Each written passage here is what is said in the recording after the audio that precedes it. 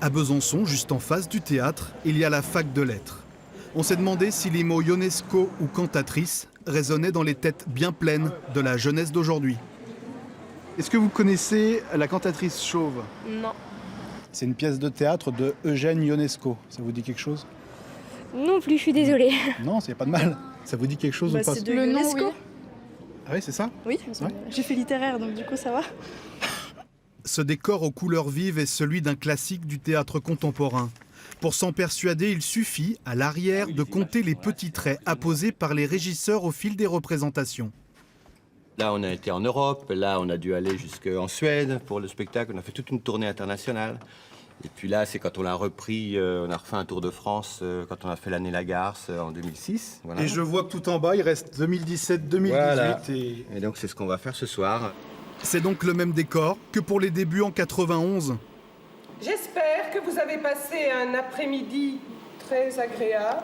Les débuts, version comtoise de cette pièce sans cantatrice chauve dedans, le nom étant aussi absurde que les dialogues imaginés par Ionesco en 1950. Et en 2017, les comédiens du regretté Jean-Luc Lagarce, filmés ici en répétition, reprennent leur rôle.